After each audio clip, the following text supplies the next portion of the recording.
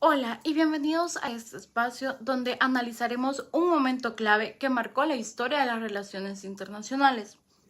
Hoy vamos a sumergirnos en un tema el cual se trata de las intervenciones de dos grandes superpotencias durante la Guerra Fría. Así que iniciemos. Durante mucho tiempo, el mundo estuvo dividido en dos bloques ideológicos que marcaron el pulso de la política global. Por un lado tenemos el capitalismo, que era liderado por Estados Unidos, y por el otro el comunismo, liderado por la Unión Soviética.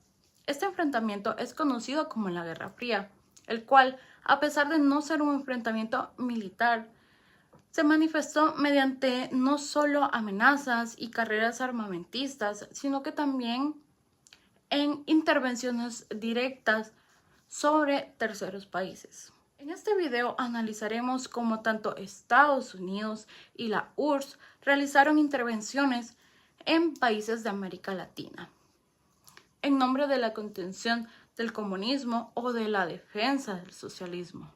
Nos vamos a enfocar en 4 casos clave, los cuales son Guatemala, República Dominicana, Hungría y Checoslovaquia, donde las superpotencias se impusieron para mantener su poder y el control regional. Como contexto histórico, como ya lo hemos mencionado, la Guerra Fría fue un conflicto global sin enfrentamientos directos entre las dos superpotencias, pero con repercusiones profundas en distintas regiones del mundo, ya que tanto en Estados Unidos como la URSS se justificaron su intervención en países soberanos bajo el argumento de detener la expansión del bloque contrario. Una de las zonas más afectadas es América Latina, y es que en Guatemala los golpes de Estado fueron apoyados por la Central de Inteligencia Americana, mayormente conocida como la CIA, que culminaría con la expulsión del poder de Jacobo Arbenz. Otro de los países afectados fue República Dominicana, que inicia con la intervención militar de Washington con el asesinato del presidente Rafael Leónidas Trujillo. Y es que además se solicitó a los Estados Unidos la intervención para garantizar el orden y la seguridad de personas y bienes extranjeros. Por otro lado, también hubo intervención en Hungría, donde la Revolución Húngara fue una movilización popular que se levantó en contra de la dominación de la Unión Soviética y el establecimiento de un régimen comunista prosoviético. Además, en Checoslovaquia, luego de ser liberada del nazismo al terminar la Segunda Guerra Mundial, quedó bajo la influencia de la Unión Soviética, trayendo así que Checoslovaquia entrara en el Pacto de Varsovia. A continuación, mostraremos más a detalle estos importantes casos para poder entender cómo se fueron dando estas tensiones entre los países. Ahora bien, pasamos con las intervenciones que realizó Estados Unidos en América Latina. Y es importante destacar que para entender las intervenciones estadounidenses en América Latina durante la Guerra Fría, es clave remontarnos a la doctrina Monroe, la cual estableció que América era para los americanos. Esta fue una política que justificó la interferencia de los Estados Unidos en asuntos internos del continente, bajo el argumento de proteger a la región de influencias externas, especialmente del comunismo durante la Guerra Fría. Ahora bien, con esto en mente, veamos cómo se aplicó esta lógica en casos como Guatemala y República Dominicana. Y es que en el caso de Guatemala, tras la Revolución de octubre de 1944, con la expulsión del dictador Jorge Ubico y con el nuevo presidente Jacob Arbenz, se iniciaron procesos democráticos, económicos y se realizaron reformas sociales. Arbenz, en particular, puso en marcha una ambiciosa reforma agraria que buscaba redistribuir tierras a favor de los campesinos, desafiando de esta manera el poder de las élites agrarias y sobre todo los intereses de empresas estadounidenses como la United Fruit Company. Este movimiento fue muy importante ya que alertó a los Estados Unidos, quien bajo las administraciones de Truman y Eisenhower comenzaron a ver el gobierno de Arbenz como una amenaza comunista. Aunque sus políticas eran en esencia nacionalistas y reformistas, estas acciones se percibían como una influencia en la región que podía interpretarse con una cercanía con la Unión Soviética, aunque realmente no eran así. De esta manera se provocaron tensiones que fueron escalando rápidamente. Así que contrataron firmas de relaciones públicas para hacer una gran campaña en los Estados Unidos para convencer a la gente de los Estados Unidos, a los ciudadanos de los Estados Unidos y a la prensa y al Congreso de los Estados Unidos que Arbenz era una marioneta soviética y que si lo dejaban seguir en el poder, los soviéticos podrían tener un punto de apoyo en este hemisferio. Y en ese momento había un gran temor en la mente de todos, del terror rojo, del terror comunista. Entonces, para cortar la historia, Arbenz realizó un movimiento interesante, pues expropió tierras de la United Fruit Company como parte de su reforma agraria, ofreciendo una compensación basada en el valor fiscal declarado por la misma empresa.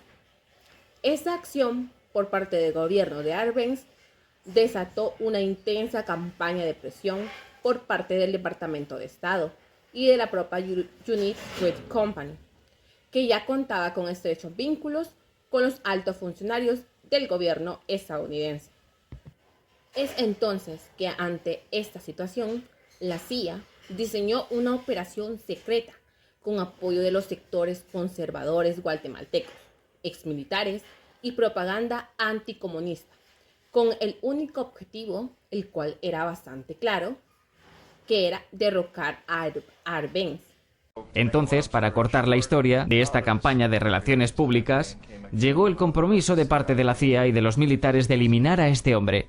Y de hecho lo hicimos, enviamos aviones, enviamos soldados, enviamos chacales, lo enviamos todo para eliminarlo y así lo hicimos.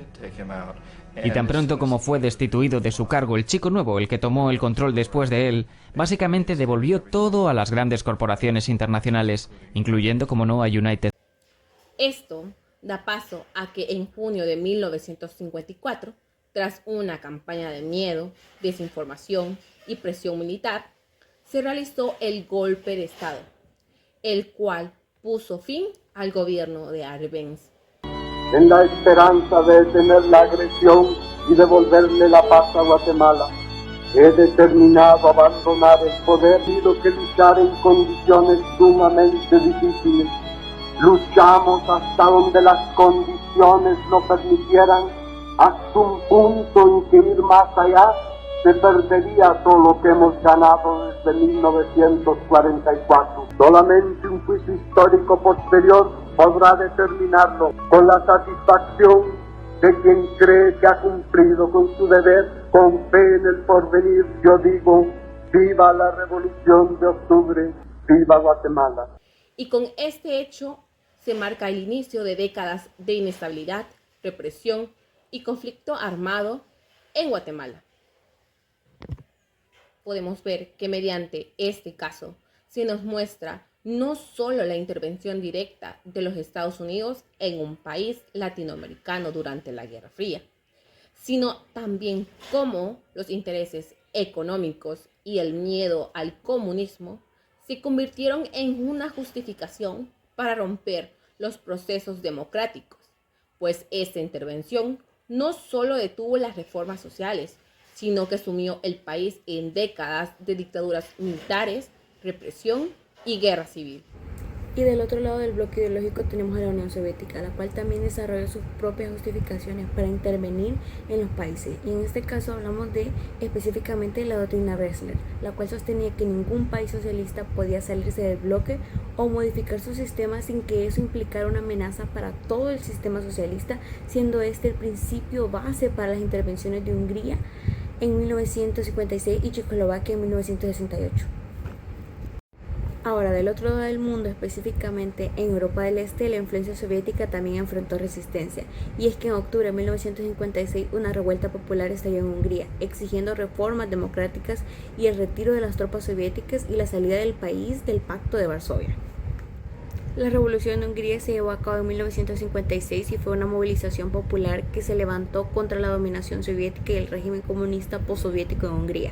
Comenzó el 23 de octubre con una manifestación estudiantil en Budapest, la cual fue duramente reprimida por la policía. Sin embargo, esta acción despertó la solidaridad de la población, lo que llevó a que esta revuelta se extendiera por todo el país, pues el pueblo exigía la retirada de las tropas soviéticas y la formación de un nuevo gobierno. Y fue gracias a esto que se constituyó un gobierno de coalición liderado por Imre Nagy, el que intentó sacar a Hungría del Pacto de Varsovia. Sin embargo, la respuesta soviética fue rápida y brutal, pues denunció el movimiento como una contrarrevolución y envió más tropas para sofocar la insurrección. Es entonces que el 14 de noviembre la revolución fue oficialmente reprimida y Hungría quedó bajo la ocupación soviética. Imre Nagy y otros miembros del gobierno buscaban refugio en la embajada yugoslava, pero fueron arrestados tras ser engañados y trasladados posteriormente a Rumania y ejecutados el 22 de noviembre. En su lugar, Moscú impuso un régimen postsoviético encabezado por János Kadar, bajo el cual se instauró una fuerte represión política. Sin embargo, a nivel internacional, la revolución húngara fue vista como un acto heroico en defensa de la libertad y la democracia. Su brutal represión provocó una profunda fractura en la imagen ya muy dañada de lo que era el comunismo. Otra de las intervenciones que realizó Estados Unidos en América Latina fue el caso de República Dominicana, la cual en 1965 también reflejó cómo en el contexto de la Guerra Fría, Washington actuaba directamente para frenar cualquier movimiento que considerara una amenaza a sus intereses. Es importante que vayamos un poco atrás, y es que en 1961, con el asesinato del dictador Rafael Leónidas Trujillo, el cual hay que destacar, ya que fue una figura importante, debido a que había gobernado el país de República Dominicana durante más de 3 décadas, y su muerte fue un suceso importante, pues abrió un gran periodo de inestabilidad. Un tiempo después, en 1963, el presidente Juan Bosch fue elegido democráticamente. Sin embargo, con tan solo 7 meses de gobierno, este fue derrocado por un golpe de Estado.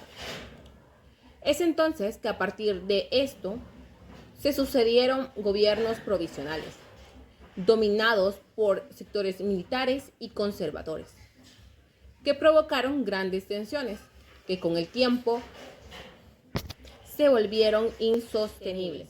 Y es así que en abril de 1965 estalló una insurrección liderada por sectores leales a Bosch, encabezados por el coronel Francisco Camaño Deño, con un objetivo bastante claro, el cual era restaurar el gobierno constitucional. Además, al mismo tiempo, sectores conservadores y militares, agrupados en la llamada Junta de San Isidro, apoyaban a Donald Ray Cabral y pedían apoyo internacional para evitar lo que según ellos era una amenaza comunista. Entonces que el 28 de abril de 1965 Estados Unidos respondió enviando una infantería con 500 marines a Santo Domingo, bajo el argumento de proteger a ciudadanos estadounidenses y extranjeros. Al día siguiente, el presidente Lyndon Johnson justificó ante la OEA la intervención como una medida de emergencia, sin fines de injerencia política. Al contrario, era una necesidad de contar con una fuerza interamericana de paz para disponer de ella en casos similares. Asimismo, se eligió a Camaño Deño para ejercer una presidencia provisional. A pesar de la formación de una fuerza interamericana de paz y del nombramiento de Camaño como presidente provisional, sin embargo, el conflicto armado continuó. Las hostilidades se recrudecieron, los ataques contra las fuerzas estadounidenses se intensificaron y las negociaciones avanzaban con dificultad en el marco de la OEA. Y finalmente, tras meses de enfrentamiento entre los constitucionales y conservadores, terminó el conflicto con una salida impuesta, y negociada bajo la influencia de Estados Unidos y la OEA.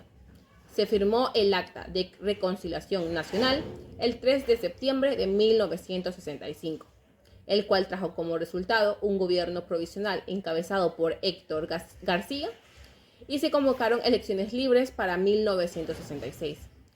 Y así se inició el retiro paulatino de las tropas estadounidenses, que fueron reemplazadas por una fuerza interamericana de paz. Y es así como este caso reafirma cómo el nombre del anticomunismo de Estados Unidos podía intervenir directamente en los asuntos internos de los países en América Latina, incluso si eso implicaba frenar procesos constitucionales o democráticos. En el caso de Checoslovaquia, cabe destacar que uno de sus antecedentes a considerar en este caso es que después de la Segunda Guerra Mundial quedó bajo la órbita de la Unión Soviética. Es así que en 1948 el Partido Comunista se hizo con el poder y el país se convirtió oficialmente en un satélite soviético, integrándose tanto al Pacto de Varsovia como al Comecon. Sin embargo, tras la muerte de Stalin ocurrida en 1953, esto dio paso a que se iniciaran algunas reformas en áreas como la economía y la censura, lo que motivó a los intelectuales a cuestionar el modelo stalinista, el cual también no podía aplicarse en el país, por lo que era necesario desarrollar nuevas vías de desarrollo. Este movimiento cobró fuerza especialmente después del Congreso del Partido en 1961, que fue donde se permitió una ligera apertura y desde ese entonces se expandieron los deseos de cambio entre la población, sobre todo el gran deseo que existía de la libertad. Es hasta 1967 que surgieron movilizaciones estudiantiles que denunciaron la represión, la censura y la falta de libertades, encendiendo la chispa de lo que más tarde se conocería como la Primavera de Praga. Pero bueno, a ese entonces el país atravesaba un estancamiento económico, tensiones sociales y una crisis política interna que dividió al Partido Comunista entre los sectores inmovilistas liderados por Antonino Motin y los reformistas encabezados por Alexander Dubček. Hasta que finalmente Dubček asumió el liderazgo del partido en enero de 1968 y poco después Novotny fue destituido del cargo de la presidencia. Dubček promovió un programa de reformas conocido como socialismo con rostro humano, el cual impulsaba las libertades tanto de la prensa como expresión, la eliminación de la censura y la descentralización económica. Esta reforma tuvo como interpretación una victoria para ejercer libertades, llevando así que el entusiasmo popular de la población se multiplicara. Además, las fábricas, universidades y medios de comunicación comenzaron a actuar con mayor autonomía, cuestionando abiertamente el poder burocrático. Sin embargo, no todo fue felicidad, puesto que estas reformas despertaron alarma en Moscú, que temía que el ejemplo de Checoslovaquia se propagara al resto del bloque socialista. Es por ello que el 20 de agosto de 1968, en el marco de la llamada Operación Danubio, tropas del Pacto de Varsovia, lideradas por la URSS, invadieron Checoslovaquia, ocuparon Praga y arrestaron a Dubček y otros dirigentes. Y para justificar esta intervención, el líder soviético Leonid Brezhnev formuló la conocida doctrina Brezhnev, según la cual la URSS se arrogaba el derecho de intervenir en cualquier país socialista cuyas reformas amenazaran la unidad del bloque. Es así que la invasión aplastó la Primavera de Praga y reinstaló un régimen postsoviético más rígido, eliminando los logros alcanzados por el movimiento reformista. Ahora que ya exploramos cada uno de esos casos separados, es momento de analizar y comparar cada uno de ellos. Y es que a pesar de desarrollarse en contextos geográficos, culturales y políticos distintos, los casos de Guatemala, República Dominicana, Hungría y Checoslovaquia comparten una lógica común, la cual es que fueron escenarios de intervención directa o indirecta por parte de las grandes potencias durante la Guerra Fría. Y es que por un lado tenemos a Estados Unidos, el cual intervino para frenar reformas sociales y económicas que, aunque en muchos casos eran democráticas y nacionalistas, fueron catalogadas como amenazas comunistas. Tal fue el caso del golpe contra Jacob Arbenz en Guatemala y la invasión a República Dominicana en 1965. En ambos casos, el discurso anticomunista justificó acciones militares que interrumpieron procesos democráticos y reforzaron regímenes autoritarios. Y por el otro lado, tenemos a la Unión Soviética, la cual utilizó la fuerza para sofocar cualquier intento de reforma, que implicaba una apertura política o un alejamiento al bloque socialista. Tanto la Revolución Húngara de 1956 como la Primavera Praga de 1968 demostraron que, bajo la lógica soviética, cualquier expresión de soberanía o liberalización era vista como una amenaza que debía ser reprimida. Estos 4 casos tienen en común la violación de la soberanía de los estados. Tanto Estados Unidos como la URSS utilizaron justificaciones ideológicas para defender sus intereses estratégicos.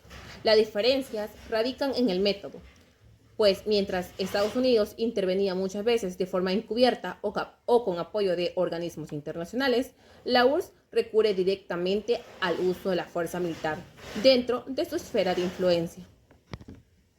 Sin embargo, en ambos casos, las consecuencias fueron para las poblaciones, ya que hubo represión, autoritarismo, violencia e imposición de gobiernos, títeres o aliados. Como hemos visto, las intervenciones durante la Guerra Fría muestran cómo convirtió a muchos países en escenarios de lucha ajena, en nombre de la libertad o del socialismo. Se ignoraron procesos democráticos y se suprimieron derechos y se impusieron modelos externos. Y es que podemos decir que ambas potencias realizaron estrategias de expansión imperialista para mantener su influencia y poder, ya que, por un lado, Estados Unidos recurrió a golpes de Estado, intervenciones militares y apoyo a élites conservadoras para frenar movimientos que eran considerados como comunistas, como vemos reflejado en el caso de Guatemala y República Dominicana, con el único propósito de mantener gobiernos aliados al modelo capitalista y así poder preservar sus intereses económicos de corporaciones. Es por ello que reformas que buscaban modificar las estructuras de poder y asimismo redistribuir las riquezas eran identificadas como amenazas comunistas y eran rápidamente intervenidas y reprimidas bajo la lógica de la contención del socialismo. Por su parte, la URSS, aunque se consideraba antiimperialista, impusieron su hegemonía y realizaron represión política y control directo sobre los gobiernos locales. Es así como lo evidencian las intervenciones que se llevaron a cabo en Hungría y en Checoslovaquia, donde la URSS adoptó una actitud imperialista, deshaciéndose de movimientos reformistas y democráticos que buscaban una mayor autonomía nacional, así como también libertades civiles. En la historia de las relaciones internacionales es de gran importancia cada uno de estos casos, ya que nos permite entender la diversidad de dinámicas clave que sucedieron en el sistema internacional durante la Guerra Fría, pues nos muestra cómo las superpotencias de Estados Unidos y la URSS realizan intervenciones en la región de América Latina. Estos casos dejaron sus huellas en la memoria política de los países intervenidos, con movimientos nacionalistas, antiimperialistas o de resistencia, sirviendo como antecedentes que ayudan a explicar las desconfianzas actuales hacia las potencias extranjeras y los debates contemporáneos sobre intervenciones humanitarias o geopolítica.